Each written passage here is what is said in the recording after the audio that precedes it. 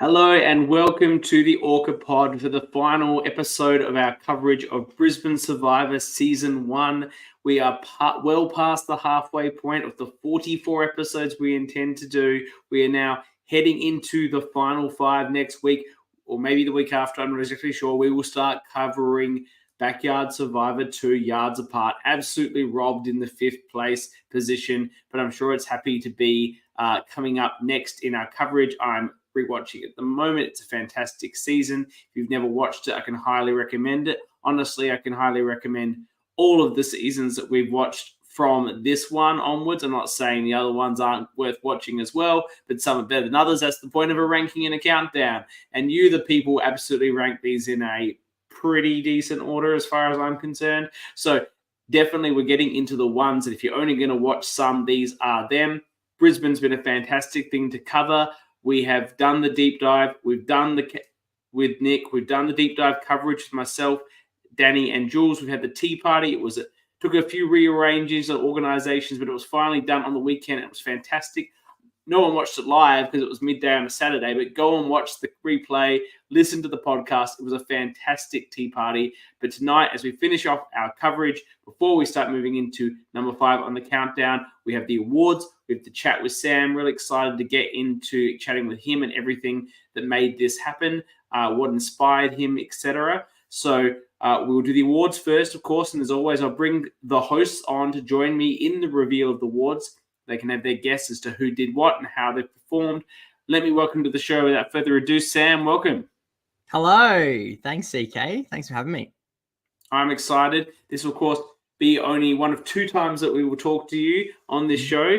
We have your Sydney deep dive to look forward to at some point as the victor of that season. But today we're going to be talking about your masterful creation here of Brisbane Survivor Season 1. Before we get into all the plaudits and the compliments, we have the awards to give out. So before we just gush over you, we can gush over your contestants. The voting has just closed, and awesome. I have the results. And I'd have to say that of the 6 seasons that we've so far covered, this was certainly, I would say, the most competitive for a number of awards. Cool. That's exciting. So, there's a few runaways, but a lot of people getting votes. Actually, there's quite a few runaways. But I must say, a lot of the runaway voting actually has come in the last day or two, where there's been a flurry of votes. Cool. So you're going to tell me what you think the audience says. It's not what you think. It's not your opinion. It's what you think the masses thought. Who is the MVP of the season joining Toby, Rosie, Ben, and Jeremy, Andrew, and Tara? Yeah, I think MVP. I think the MVP might go to Lily. You are correct. This ended up being a bit of a landslide, to be honest. It was more even pegging before this flurry of votes. Lily has managed to obtain 60% of the vote. Wow. Bit of a runaway, absolutely, as I said. Yeah, for sure. In second place is rounding out the Green family is Nick with 17.39%. And in third place was Tyler with 13.04%. Tyler was probably my MVP, I must say. But, the people have spoken. And that continues our trend of a winner is yet to be the MVP. Right. Seasons. Yeah, wow. Yeah, that's interesting. Hey. Yeah, and there's not it's because the winner is not. It's being the MVP is not about. It's most valuable. It's not the best. It's a different thing, isn't it? Like. That's right. Yeah. Okay, well, you picked that one. Let's see how you go next. This is a 1 of 3, so you've got a good chance. Who wins the Annabelle Award for Best Pre-Merge Boot? Georgia, Haley, or Alex? Yeah, I think Alex might take this one. He has taken it with 65% of the vote. Yeah. Not to say that Georgia, I think Georgia and Haley are actually would be dark horses if they were ever to come back or play a different game. I actually think they do have something to give. But I think Alex, just with his the way he saw the game, the way that he was doing things, yeah, I would give it to him. He was doing things early, and his boot is a real turning point in the show. The first 2 episodes, from a Survivor point of view, are fairly by the numbers in terms of who we're going to vote out. Everyone agrees the vote out happens. It's nothing. It's fairly predictable. His episode gets very spicy very quickly, and it makes him very memorable. Absolutely. Okay. Which one-time player, which of course is all of them, because was all the only time they've played as far as I'm aware, or at least in the 11 seasons that we're covering, for which this vote counts, which one-time player would people like to see play again?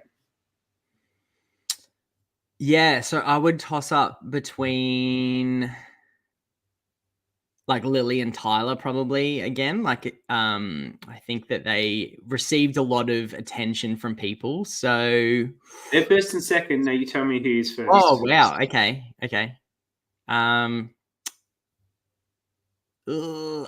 I'll go Tyler. It was a runaway actually for Tyler at 56%. Cool. Lily was next on 17, and then Alex on 8. Fun. Cool. But Tyler quite happily dominated that one. So they've got that to share. Lily was the MVP. Tyler's the one everyone wants to see again. Like they can both have got something there. That's nice. Okay, the next one is the season, which is 6th best, too high, too low, or just right? Yeah, look, I think just right. Yeah, I think people might say just right. That's it. Just right is 10, which is 43% of the vote. Too high is 13% of the vote, and too low is 43% of the vote. So the too lows and the just rights are the same. Now, I'm always mindful that I think the predominant voters for the awards for each season are the people that are part of such seasons, so they are going to have a bias that definitely.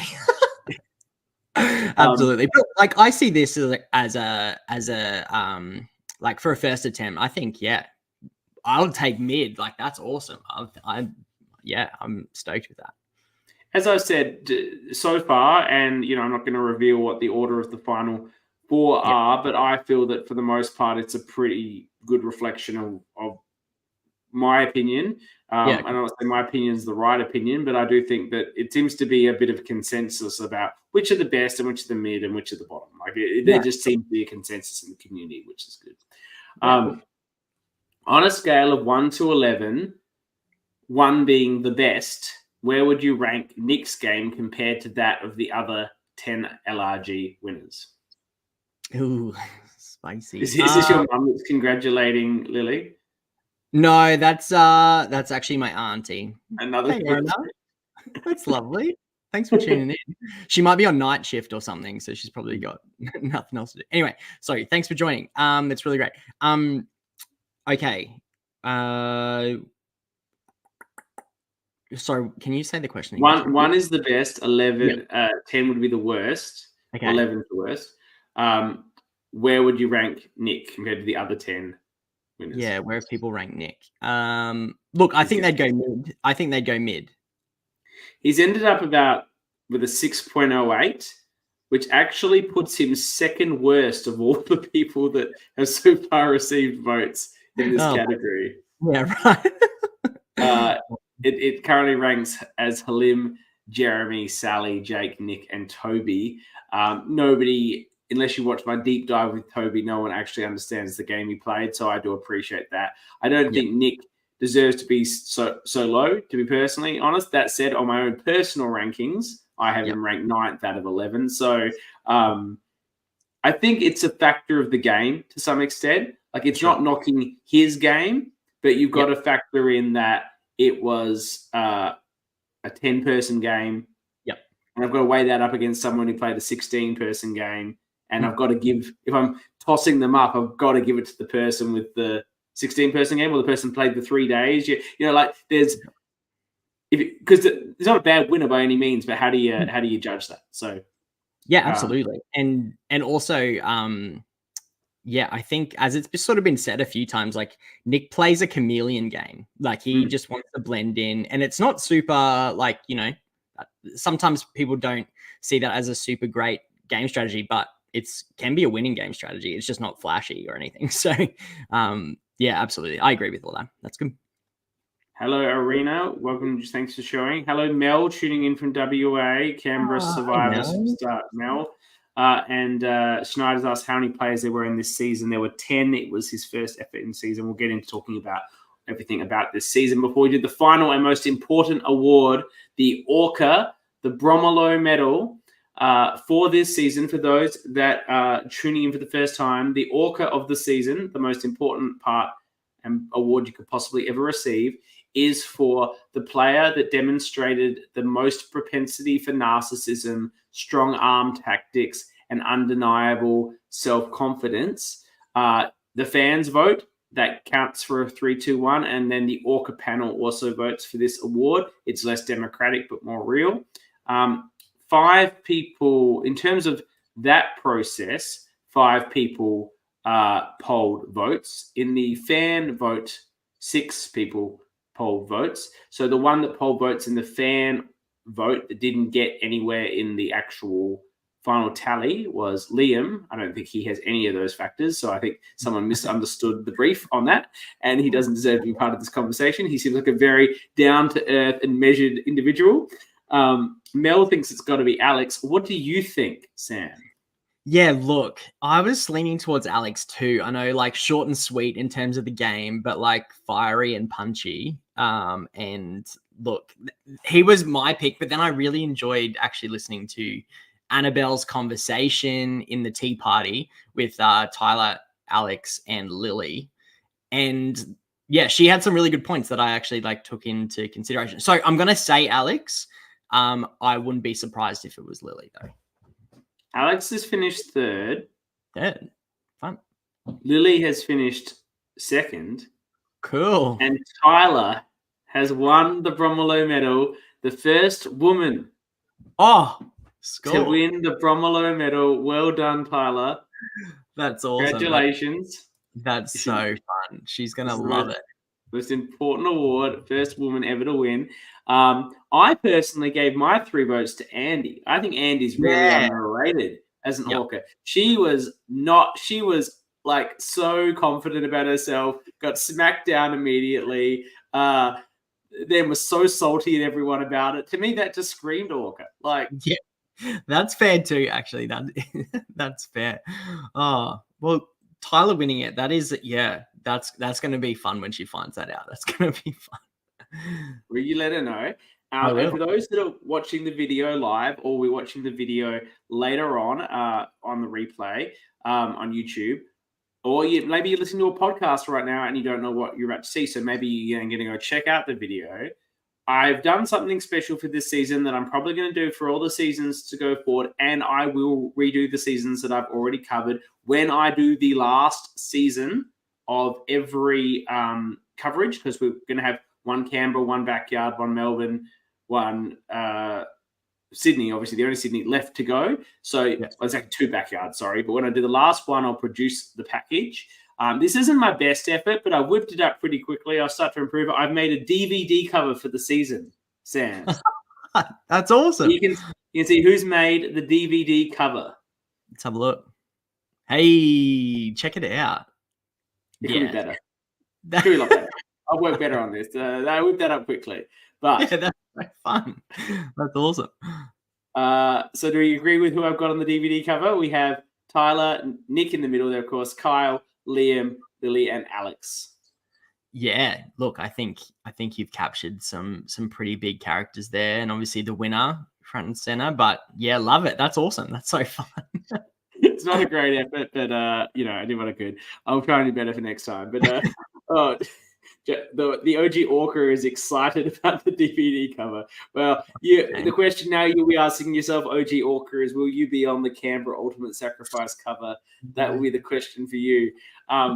Okay, so that's the awards. That's the DVD cover. That is the formalities out of the way. And now really excited to get to talk to you, Sam, about everything that went into the season. One of the most I think things you hear most about this season from someone who starts watching it. What we sorry, he's interrupted me as the Orca should. He said he should be on this pod's DVD cover. Maybe I could change this big whale at the back, just have your face on it, like at the top or something. Maybe that's where I should go with this. Anyway, look, we are named after you. Well done, James. Everyone that watches this season immediately, and myself included, immediately is blown away by the level of production, the high level of production. We're talking about the camera work, the challenge creation and editing, the camera work in general. It just has a gloss over it that's very impressive. Original music, but also with your own independent ideas. The Jury Villa moment. I'm keen to, in terms of the vote out, I'm keen to talk about all of these aspects. But tell me first. I think I remember seeing a video that you put out before you started releasing the show. What inspired you to do this in the first instance? Yeah, I think it sort of goes back just to my love of Survivor and my love of organizing things. So I love Survivor. I've loved it for a very long time. And I always thought of like, what would it be like to sort of try and create an experience for people just to play? Well, that I could play. But what would it look like for us to run something for people in a day, and then I stumbled across the Survivor board game and I got that off eBay, which was awesome. And it was, that was a good investment. We've had many fun games around that. I mean, I like it. The Survivor nerd in me likes it. I have adapted it though to suit. How does it pair to the Survivor video game? Oh, I've never played the Survivor video game, so I need to check that out because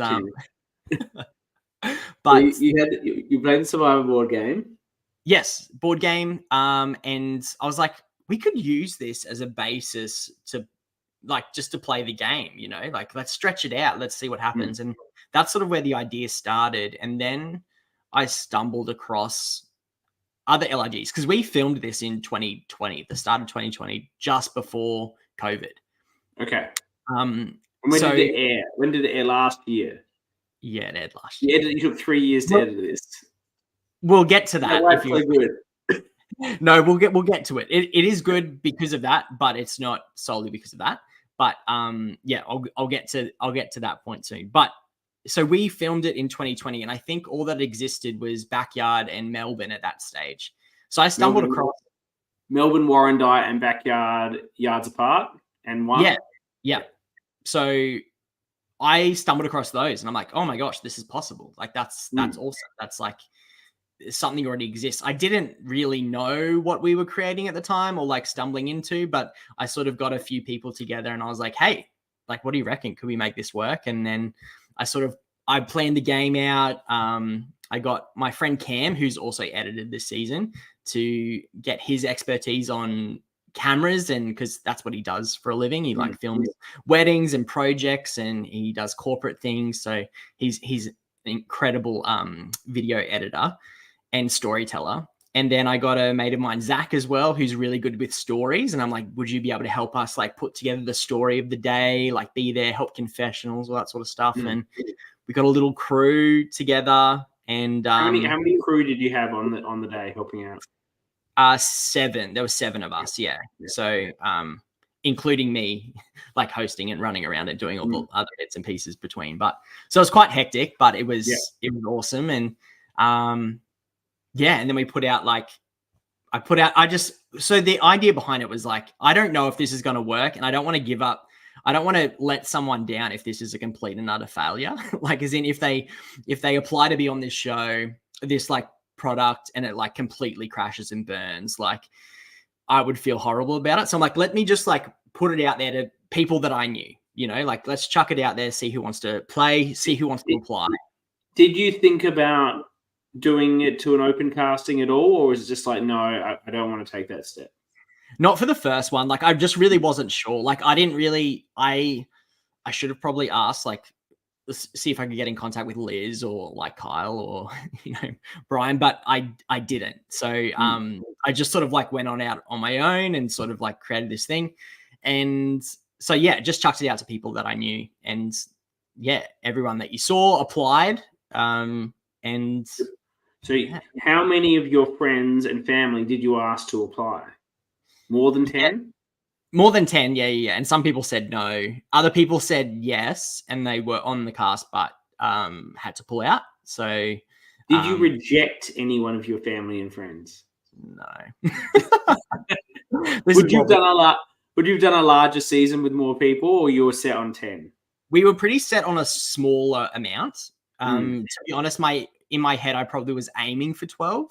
But 12 would have made the pre-merge a bit more even. Yeah. So yeah, like we were just tossing around lots of ideas, and so we just experimented with a lot. And then we sort of, Alex was a really last minute call up. Actually, we had someone pull out, so he only came into play like 2 days before. So so yeah, there's all those sorts of things that happen in casting and LRGs and all that sort of stuff. But so that's sort of where it all started, to be honest. Like it was just an idea that sort of happened, came to life. We sort of filmed it, and then did you get a lot of, because you were reaching out to family and friends, some of which were clearly not big fans of Survivor, some of which spent their time trying to pretend they weren't big fans of Survivor, some better than others. Did you get a bit of like, why would I do this, or from your friends and family, or was it very much like oh no, look, this sounds like a good time if I'm not a fan of the show? Yeah, no, people, like, I think everyone I spoke to was like, that sounds so fun.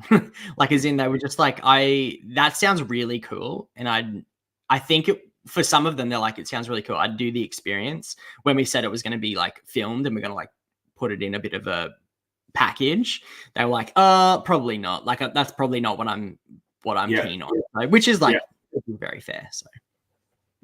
Did you realize you were casting like the nicest bunch of people and was going to create perhaps somewhat of a dull story in places during the season?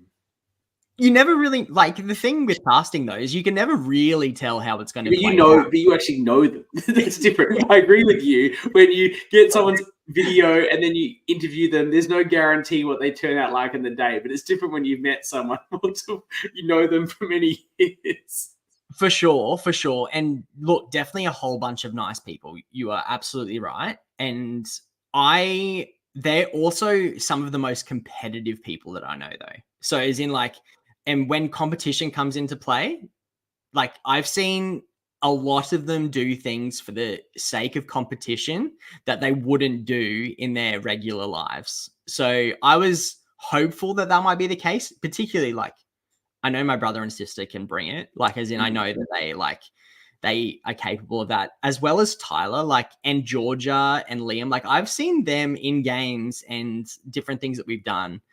Very, very awesome moves that they wouldn't normally do. But I think the thing that we found out when we were editing it is that there was a lot of thought taken into how is what I'm about to do going to affect my relationship with the person afterwards? Because they all know each other to some degree. So that probably did hinder things a little bit. Whereas I thought that they would lean into it more because they did know them, So it's like, we took the gamble. I think you're right. That makes exact sense about why, there was obviously very, very competitive when it came to challenges. But when it came to stabbing people in the back, they weren't that inclined to do so. Yeah. And as you say, they're people that know each other, but you add on the layer that, like, you get that same impact sometimes in an All-Stars or a returning season-style game where most of the community knows each other as well. The difference is everyone who plays in one of those is such like an Uber player, Uber fan, that they get it. They're not going to get emotionally hurt by being voted out. Whereas these are people that are not necessarily that. So they're competitive, but also wouldn't potentially always understand if their friend backstabbed them.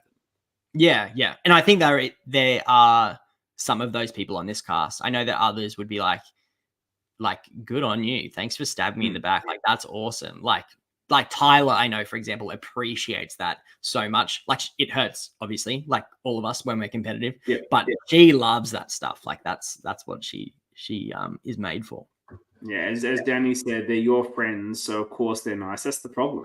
You know, you're too nice, Sam. You're attracting all these nice people.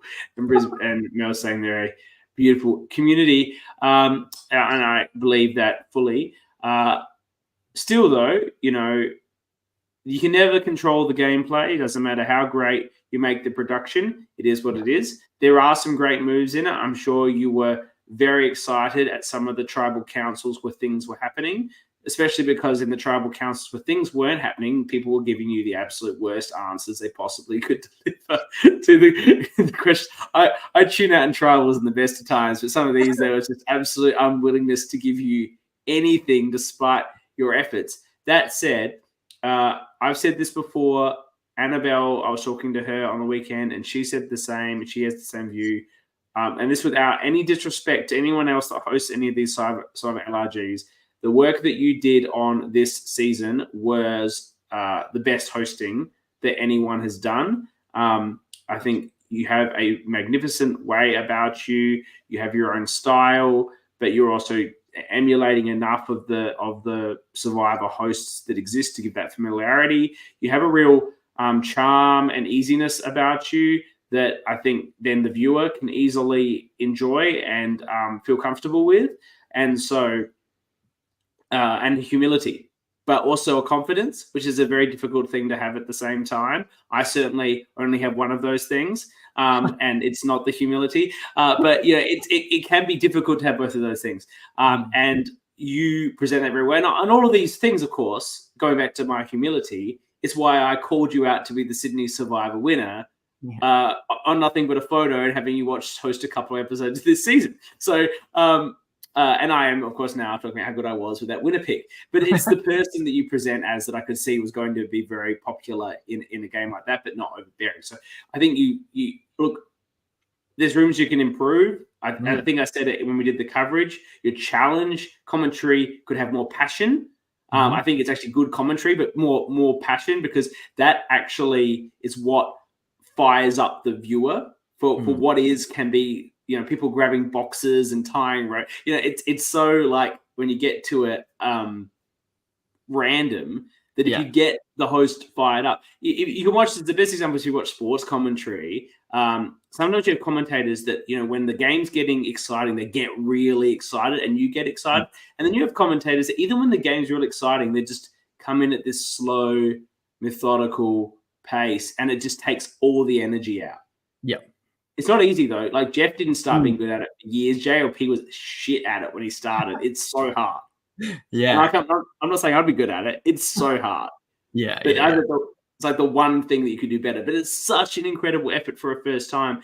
Did you walk in thinking that you would be able, like, you're ad-libbing pretty much all of that, hence the like voiceover thing we get at one point. Did you think that you'd be able to do it as well as you did?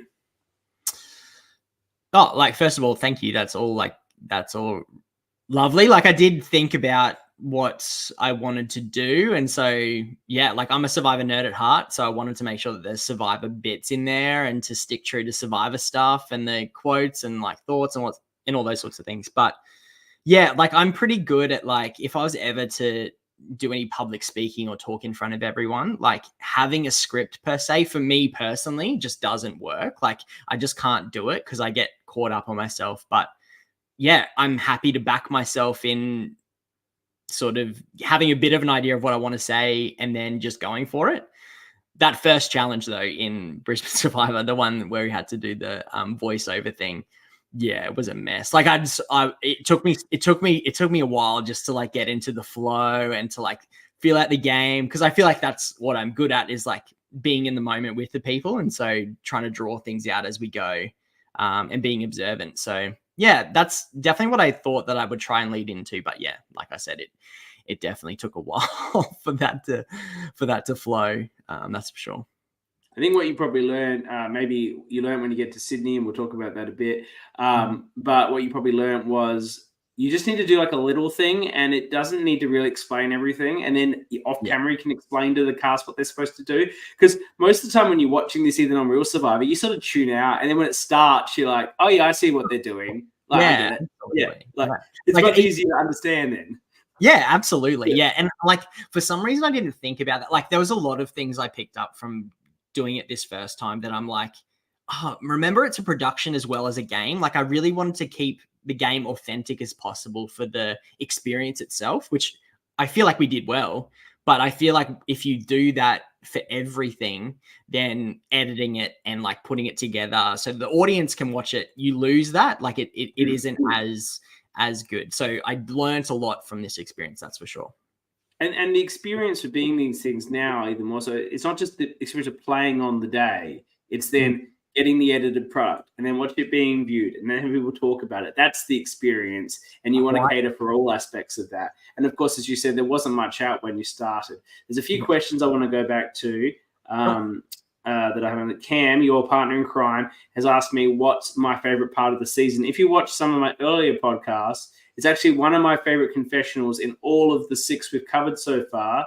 It came from Nick near the end, and he said, I'm going to take Kyle to the end because he's been sort of quiet, and I don't think those nerds on the council or whatever it's called are going to appreciate it. And I love the nerds on the council or whatever it's called is and I'm a nerd on the council. I'm not offending those people. Sam would be a nerd on the council. I'm a nerd on the council. I just thought it was a hilarious line of someone whose knowledge of Survivor was clearly peripheral and by osmosis to his brother's diehard fandom. Cam also said you need more passion, more energy, more football. Obviously, he doesn't think you're moving around enough in the challenges either. So maybe that's something you can think about. But Cam, you're going to have to organize a dolly for him or something then so you can run along with him. Mel wants to ask, and I do recall this because we've discussed this already, but Sam, you can ask it.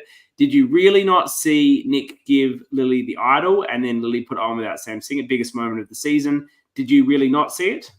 Yeah, I really didn't see it. Yeah, I was focusing, like you sort of alluded to. I think when it got to Tribal Council, I was trying my hardest to work out what to ask because I wasn't getting anything. So I'm like, how do I ask? I was so focused on the questions that I missed what was happening in front of me because I was like, these people aren't giving me anything. I need to ask these in a certain way to make them sort of think about it a little bit more. And so I was focused on that. And then, yeah, I didn't even notice that she had it around her neck by the time I pointed at her. So that was a genuine shock for me to see that. It made it for a better moment. Yeah, absolutely. Yeah, for sure. It's fine to miss things. How long did it take Lily to forgive you for missing her potential victory in the food challenge? I don't want to hear it because that's ridiculous. Because there is no way that she won that challenge. Like that it looked close. Look, I'm saying it looked close. For sure. You were at it. And you were at it. You're like, get away, Lily. You lost. Get away from me. I was like, you have no idea. I felt like I was practically on top of their mouths as they were like chewing like ferociously. And Lily's like, Sam, like as in I'm going to award her the win because I'm her brother. But no, like legit, I do these things like serious. And so it is a serious challenge. Whatever happens. She had, I think it was ants that I could see. There was ants everywhere. Like as in she did not win that. So she's fine. She seemed exasperated and annoyed. Yes, she was. Do you think it could have been worse had she got voted out at that Tribal Council? Has she moved on more easily because it didn't matter? Probably, but yeah, I mean, yeah, probably. But I think also, yeah, no, she's a competitor. She knows like how these things work, and so I think watching it back helps. I think it helps. Like, fantastic. There's a comment here from Cam again. Slow motion replays. Lily lost. That's why it took 3 years for trying to work out the winner in post for all that time. Danny says your quote at time is, "I don't want to hear it." I don't recall you saying that, but or did you just say this now? No, I just said it now. Yeah, it is now.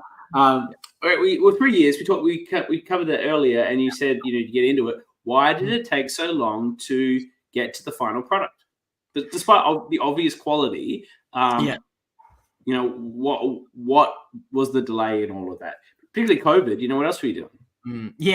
Yeah. So it actually was COVID. Like we started and we made a bit of an effort. There was Cam and one other person were sort of editing it and doing parts, and we're trying to do it together. And so Cam is like he's an amazing editor, and he knows a bit about Survivor, whereas I really know Survivor and I'm not an editor. So we're like, let's try and combine these like our different spheres to make this thing reality. So I was like trying to do the storyline and like say, can we really need this in there? And he's like, why do we need that? That's not part of the story. And like, this is a Survivor moment, Cam. Like we need this in there for the Survivor aspect of it. And he's like, okay, like, so like we had a really good balance, and we had another person in there at the start. Then when COVID happened, like personal stuff happened at that time as well. So for me, I think my life was, shaken quite a bit. So, and I think we sort of just made the decision. It's like, nobody knows this is coming.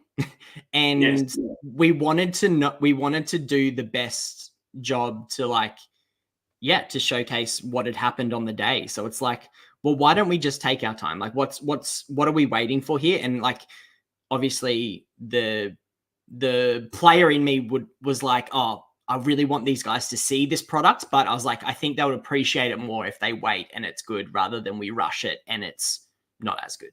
So if we sort of the reason I was giggling before is because Cam here said what Sam wanted to say is it took 3 years because Cam is slow. Hey, you're doing free work, Cam. You can take as long as you want. Was there like an expectation, or are we getting not a lot of, but you know, from the contestants who obviously you know and probably see quite regularly? When is this coming out? When am I going to get to see this thing? Were you getting that a lot? We like. I think there was a point, and then I sort of think that they just gave up asking in the end, and we're like, well, it'll be when it'll be, sort of thing, which is generally how these things happen anyway, I reckon. So yeah, no, they were all pretty good. And then the timing of it was quite serendipitous, where you then go on Sydney Survivor in like 2022 or something. Would that be right? I think that's right. Yeah, pretty sure that's right. And then that comes out, and then you're putting out your own season very soon after. And there's actually a lot of seasons coming out at that time, which is why I didn't watch this in the real time. And that's my message, by the way, to everyone in this community who makes these things. You all know each other. Coordinate. Let's not double up. Let's just like have one after the other. All right. Like, I hear you. Slot and start releasing it. There was a lot at that time, and we didn't really realize what was happening. But we sort of like, well, we're just going to do it because it's ready and we're excited about it. So we did it. But it was very I was very lucky to get that opportunity to play Sydney before Brisbane had been released. So that was definitely in my favor. Do you think that would have hurt your game? Was that another reason you delayed the production release? Also I could play. No, it's definitely a benefit of it though, for sure. That would have hurt my game, I reckon. Absolutely. Well, that's why I identified you as the winner. Yeah. Plus, you know, it's a reason to vote someone out. Like, oh, that guy hosts his own like Survivor thing. Absolutely. And like, I think Lizzie said it at the very start, like in her opening confession, some people have come from interstate and so I don't want to work with them or whatever. And I'm like, so if that's what they were thinking, can you imagine if it was like they're from another state and they're involved in a game, like hosting a game? Like, I think it would be. Then you revealed it at the end, which was quite a good thing to segue in. Cam says we need to wait till 2027. Is it going to take another 3 years for season 2 to come out, or is it on a bit more of a express timeline? We're hoping that it's an more express timeline. We don't have a date set, but if we're talking about it, like season 1 was awesome. Season 2, I am so excited for people to see. Like it is like it's taken a massive step up, bigger than what we thought it was going to. That had a normal sort of application process. How many applicants did you get for season 2? I think we got 50 in the end. 50 applicants. So, which we were happy about, like considering it was, Brisbane's still like an unknown quantity in the whole scheme of the LRG community. Like it is still fairly small, fairly new. And so, yeah, we didn't really know what we were going to get, but 50, like we got 50 and 50 quality, like as in we had to say no to some really cool people. And yeah, so it's a cool cast. I'm keen for people to see it. Yeah, everyone's excited in the chat. I, of course, was not there. I wasn't part of the production. I don't. For these people that know, I don't go and crew these things because not that I want to help. There's lots of people helping out, but I'd rather be fresh and unspoiled so I can do the podcasting about it. So I'm personally looking forward to seeing it and podcasting about it in a few years. I think you're probably not going to take 3 years, but I'm finding that most of the people are taking a year and a half to 2 now to do the seasons, because I think people do feel a weight now for the like when people were putting out what they put out back in the day, and there's nothing wrong with the seasons we've covered, but there was no like expectation or requirement. Yeah, absolutely. And it's funny to even think about the difference between Australian LRGs and LRGs in the US. Like the US really focus on, well, some of them, like some that I've seen, really focus on the experience and just capturing what they can, and then they put it out. And so the turnover is quite quick. Whereas I think Australian LRGs have really went the other way. And it's like, cool, we want to give them experience, but we also want to capture something that's like a cool product to really invest in creatively, which is cool. Like I love watching them all. It's been so fun. I agree with you as well. I haven't watched a lot of the American one, but I did start watching that one Maddie C was on. And I was like, I've watched 4 episodes of this. No one's been voted out. What is going on with this thing? I'm confused. You have the same feeling? And there's a challenge after challenge. I'm like, oh my God, this is not why I watch Survivor. Yeah. And like I think that again speaks to the experience side of what an LRG is, which is great. Like I'm sure they had an incredible time together on that weekend. Yeah. You know? They get that's they're still being, we're making a show and everyone gets to be a part of it. We don't want to be the first boot too early, so everyone gets to do 5 or 6 challenges. I'm like, oh my God, from a viewing point of view, this is like endless. So I thought they had some really great concepts in that one that they were trying out. And they were fresh concepts with gear and materials and where clues were. I thought all that was really good, and it would have made great play. So I was just from a viewing perspective, I was like, But I think you're right. Where everyone here is looking at making a fantastic production. Matt C's season. Mel was telling us, who knows Matty C very well. They went for 4.5 days, and that's for the 3 yes for the vote out. But I get what you're saying, Mel. But I think if an Australian LRG producer had 4.5 days, they'll just do a 22-person season and still boot someone in about an hour or 2. Like get through it. People always want a bigger season, but you can't fit in that many boots. So we just have more boots if we had more days. Literally, oh my gosh, so funny.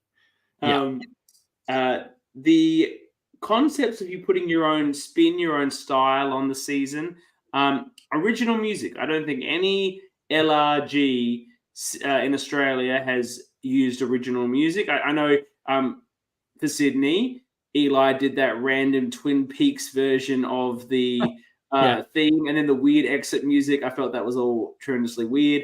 But still, what the general thing is you do is you grab the YouTube sounds from Survivor because it makes it seem like Survivor if you put on the familiar music.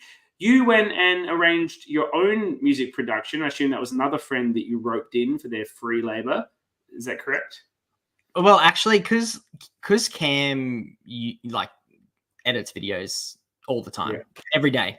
He's got quite a bank of artists that he uses and different styles of music, and he's got this program that he's got a subscription for, which is super helpful. And so we decided it's as another level of creativity, instead of doing what Survivor does and just taking their music, could we create a similar feel and maybe more of a feel that matches the environment in which the music would be played, so have a similar feel but just make it unique to what was happening. And so it was sort of another creative level that we wanted to explore. And that was fun actually to go through stuff. Mel says she loved the Brizzy Bongo beats. Yes, there was a lot of drums. It was very tribal in that way. And I think, like, I probably personally just prefer the Survivor music if I was going to say a thing, but I'm never going to knock people for trying their own thing, getting their own style, getting their own vibe, and putting in that extra work. And when you're making these things for anyone, and all I've done is edit a couple of challenges. I've never had to put together the whole thing, but even doing that is so much work in itself. When you're doing that, if there's an easy way out, we'll just grab this music and then we're done. It's so easy just to go that way. So the work that you're putting in with not taking those shortcuts is incredibly impressive. Yeah, thanks. Yeah. It did take like a bit more time, but I don't know, we were sort of, excited to give it a bit of a crack, And the jury villa, bring him on. The jury villa, the jury villa post credit vote out speech with the really cool, like, old style video vibe, which is the sort of thing you can get. Like, the thing is, I sometimes, when I'm editing something, I might have an idea like that, and for me to figure out how to do that is going to take me 10 hours of watching YouTube videos of how to do it on Premiere, whereas I'm sure, like, Cam just whipped that up in like 5 seconds and it looked amazing, right?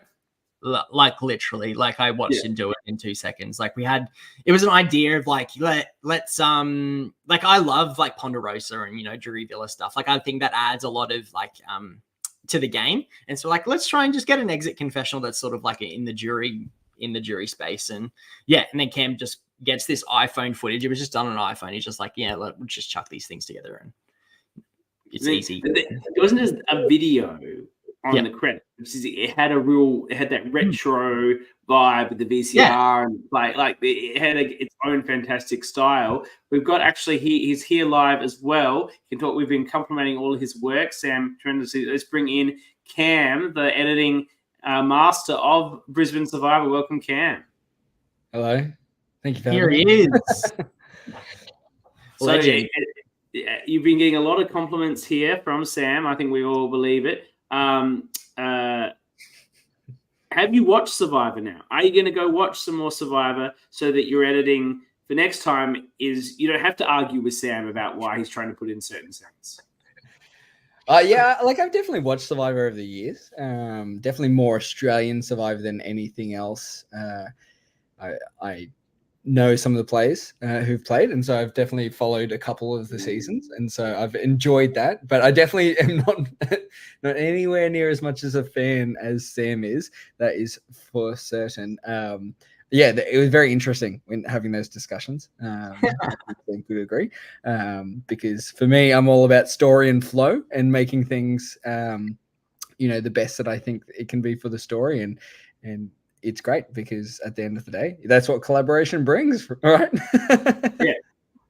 Did you, how hard is it for you after a long day at work editing shit to come home and edit this stuff? Like, that's often, I find, I enjoy video editing. I'm an amateur at it, and it's something that I can do that's not my fucking job. So I enjoy it sometimes.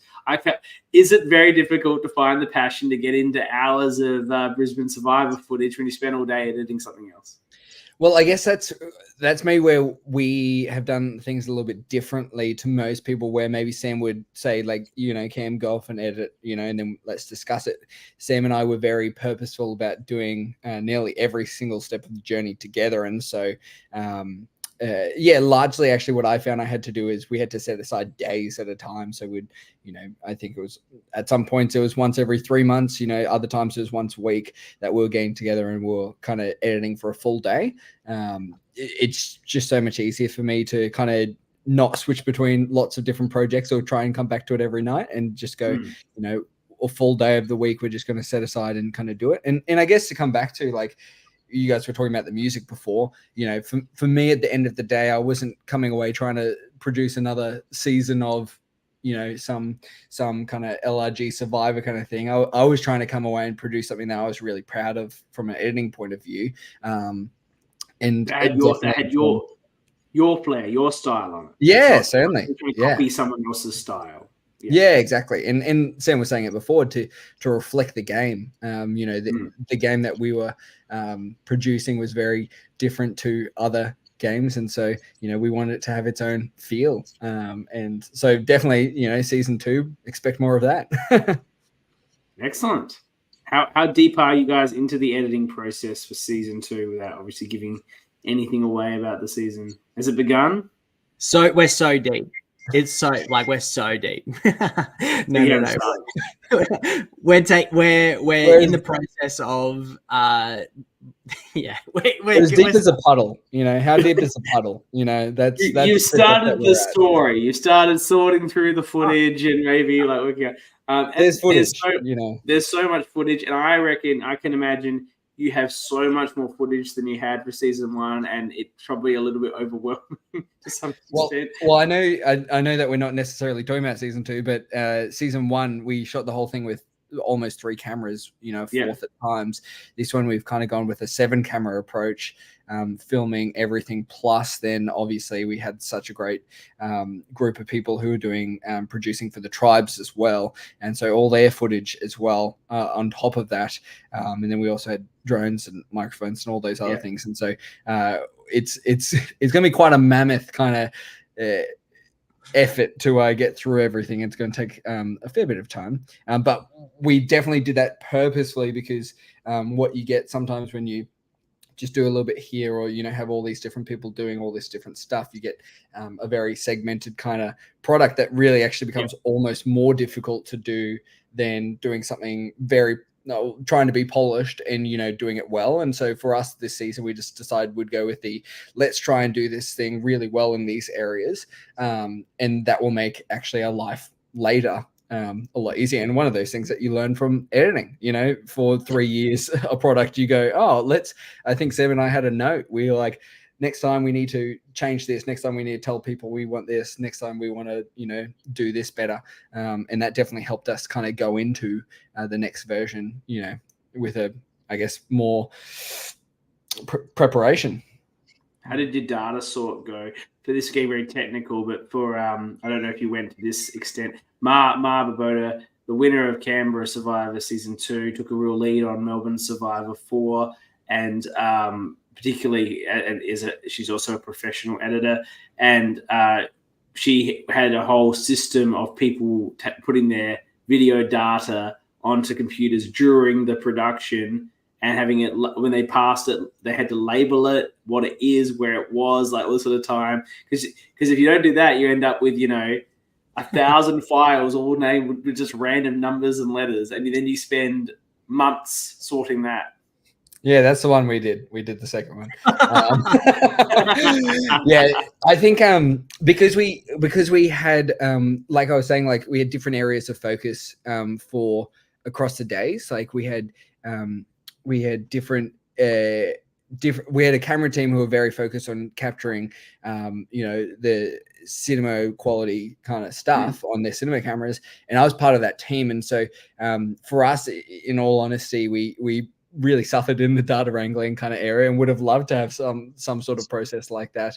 But at the same time, the beauty is that if it gets captured, if it gets put somewhere, if we've got it, then we can always try and find it later. And so it's one of those things that next time we'll have 20 cinema cameras, maybe. Who knows? It's the job. The data wrangling job is the job no one wants to do, which is part of why she made everyone do it. But it's in Melbourne 3 that I was on, they had one guy who's just sitting in a room getting delivered all of his cameras, SD cards, and he's trying to label it all. What a shit job. Yeah, Liz had to get her husband to do it, because who else is going to do it, right? It's everyone that comes to crew wants to be part of the fun, and it's not part of the fun sitting in a dark room labeling files. That's exactly right. But we learned a lot from season 1 into season 2, and our list of notes learning from season 2 and for what will be season 3 eventually, is we've started that process of reflecting on those things. So I'm just excited for all the work to be shown, just like we got to go through with season 1. It's very exciting. Congratulations on you both for being ranked 6th. And I think, as we all talk about with these rankings, you're 6th because of the production quality of what you put out on your first effort, which was unbelievable.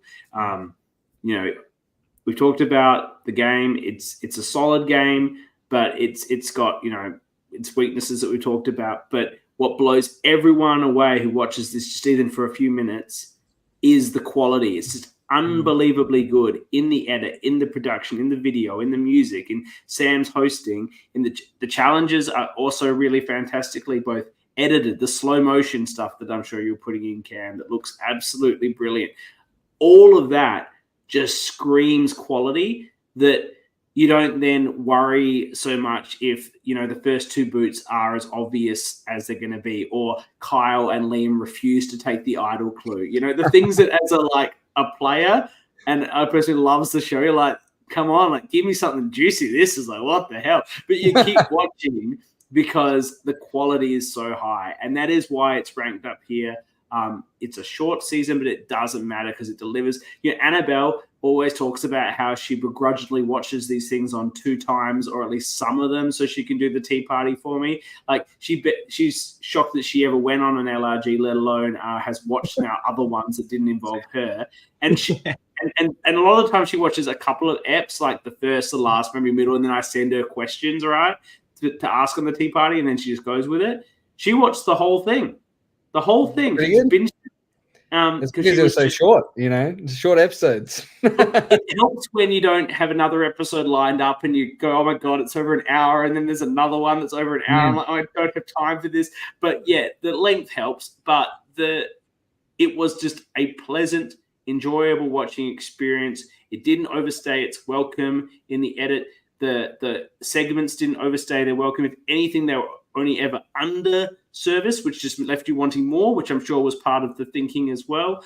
And it provided that level of just constant enjoyment and entertainment that was so well produced. So congratulations to both of you for putting together such an incredible effort. I know you do it for a job, Cam, but it's still, I'm sure you probably don't get this sort of gushing over the wedding video that you make. Maybe you do. I don't know. Or the corporate video where they just send you a check. This is real fans that have real passion for the stuff that you're doing, and we really do value it. And I am very, very excited for one day covering season 2. It sounds amazing in 2027, as you say. Exactly right. Put it in your calendars. Guaranteed we'll have something by then. Do you guys, I want to ask one question before you go. Did you, Backyard, do a thing where they finish editing it, the whole thing, and then they have a full day binge where they show it to the entire cast and crew before they start releasing it weekly? And then sometimes they make tweaks based on sort of the live audience reaction. Melbourne doesn't do that because Liz basically has to pressure herself into making an episode a week to get it done. That's just how she works. She's like, I've got to release an episode this week, and she just pounds it out. So she'd never be able to do that. I imagine you guys had it already before it was released weekly. Did you do any sort of release, for early release for the crew and cast? We had episode 1 done within a year, I'm pretty sure. Correct me if I'm wrong, Sam. Episode 1 done within a year, and we showed that to a few people. And then everything else was kind of a couple of years later. I think, Sam, you did something, but we only finished episode 5 before starting the release. So you put yourself under that same pressure as well. We still had a couple to go. Yeah. As in a lot of the storyline was done, but the bits and pieces, it was all placed together, but the bits and pieces we were sort of tweaking as we went. But we did show the first, because there was 7 episodes, we showed the first 5 episodes to the cast in one block. So we invited them all, showed them. See, similar to I think what you were just referring to is see their reaction, what they're like. Yeah. Season 1, we did that. Yeah, well, personally, I'm a under pressure person, so I get why Liz does it. I'm the sort of person who had a university assignment, was started the night before it was due. You didn't get anything from me. There was never any prep work for the 5 months I had before it, so I do get that approach. But it can be tricky to work under that pressure. So I get that we had pressure. It probably wouldn't have come out if we didn't put ourselves under that pressure. I think we discussed. We discussed maybe 6 months out from the release date of episode 1, when we wanted to kind of release it. Maybe it was even less than that, and that kind of was and once the first one went out, we were kind of okay, well, we have to do it now. Like, we have to kind of continue going. There's no backing out. You can't have a big break. You can't suddenly get 5 steps in and go, oops, we'll get the next one to you in a month. Like, that would kill any momentum. Yeah, absolutely. Exactly. And at the end, instead of probably celebrating, we probably were both ready to smash the hard drive and walk away. It was good to get it out there. That's for sure. Yeah, that's true. Well, congratulations again, guys. Thanks for coming on, Cam. Thanks for being here, Sam, to talk about the season. Congratulations to everyone who won the awards for this season. For next week, maybe. I'm only like 3 episodes into my rewatch. It will probably be like 2 weeks from now. I will be starting the coverage of Backyard Survivor Yards Apart. Fantastic season.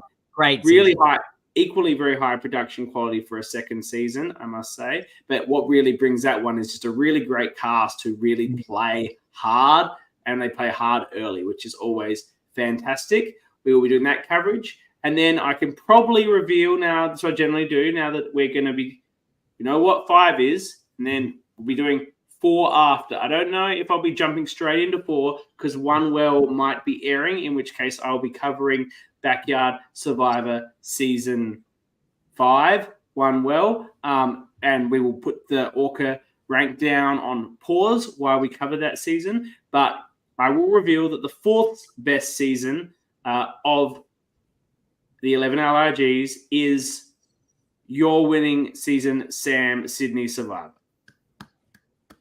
Yeah. So we will see Sam again soon in a few months. Can't get enough when we start our Sydney Survivor coverage. And that means that the gold, silver, and bronze have gone to these seasons in no particular order: Canberra 2, Melbourne 3, and Backyard 4. So you have to tune in later to find which of those has won the gold medal. That will be revealed later. But if you haven't watched Sydney, if you've enjoyed our interview with Sam, he's all over that season because he wins it, as we said. So get in there and watch it. It's another really fantastic, great first season effort.